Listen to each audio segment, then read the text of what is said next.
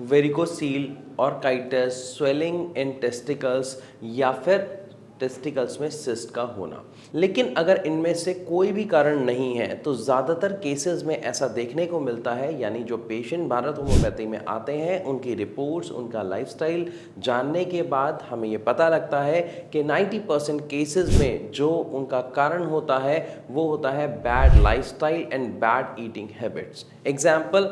आजकल के लाइफस्टाइल में स्मोकिंग और ड्रिंकिंग बहुत आम हो गई है। लेकिन क्या आप जानते हैं आपके स्मोकिंग और ड्रिंकिंग की वजह से सिर्फ आपके स्पर्म पर इफेक्ट ही नहीं पड़ता है, बल्कि सबसे पहले उनका प्रोडक्शन धीरे धीरे कम होता जाता है और कम होने के बाद आपके जो स्पर्म काउंट्स हैं वो डेड में कन्वर्ट होना शुरू हो जाते हैं। यानी जब आप अपनी सीमेन एनालिसिस की रिपोर्ट देखते हैं तो वहां पर लिखा होता है डेड सेल्स, यानी आपके जो स्पर्म है उसके अंदर जो सेल एक्टिव होने चाहिए, जिंदा होने चाहिए, वो डेड होने लग जाते हैं। इवन कई बार तो ये भी देखा जाता है कि उसका जो प्रोडक्शन है वो इस कदर इफेक्ट हो जाता है कि आपका जो प्रोडक्शन है उसको दोबारा शुरू करने के लिए बहुत ज़्यादा मेहनत करनी पड़ती है। तो सबसे पहली चीज़ हमारे पास डायरेक्ट जो देखने को मिलती है कि अगर आप स्मोकिंग और ड्रिंकिंग की हैबिट में है तो आपको इसे कंट्रोल करना होगा, बल्कि छोड़ना होगा। इसके बाद दूसरा कारण देखने को मिलता है कि जितने भी लोग ओबीज होते हैं, यानी बहुत ज़्यादा मोटापा होता है,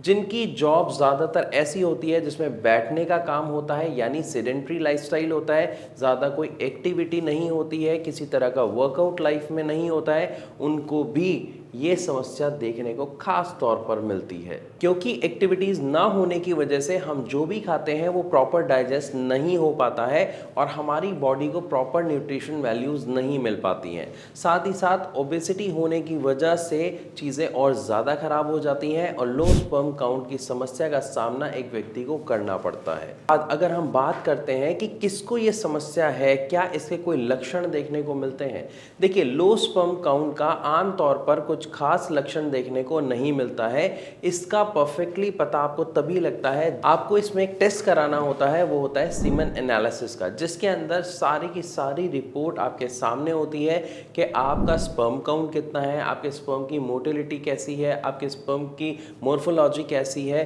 और एक्चुअल रिपोर्ट आपके सामने होती है। इन सब के साथ साथ एक और कारण देखने को मिलता है, जिन लोगों के हार्मोन्स इम्बैलेंस होते हैं, या ये कहा जाए कि जिनके हार्मोन्स प्रॉपर तरीके से पिट्यूटरी ग्लैंड की वजह से रिलीज नहीं होते हैं, उनको भी लो स्पर्म काउंट की समस्या का सामना करना पड़ता है। तो मैं आशा करता हूँ इस वीडियो के माध्यम से आपको अच्छे से समझ आया होगा कि लो स्पर्म काउंट के क्या कारण होते हैं, जिसको हम ओलिगोस्पर्मिया कहते हैं, यानी ओलिगोस्पर्मिया के क्या कारण होते हैं। फिर भी अगर आपके मन में कोई सवाल है तो आप डायरेक्ट अभी हमसे फ़ोन करके हमारे डॉक्टर की टीम से बात कर सकते हैं, अपनी समस्या का समाधान जान सकते हैं, या फिर आप कमेंट के द्वारा भी अपने सवाल हमारे साथ शेयर कर सकते हैं। वीडियो अच्छी लगी तो लाइक ज़रूर करें। मिलते हैं अगली वीडियो में, तब तक के लिए नमस्कार।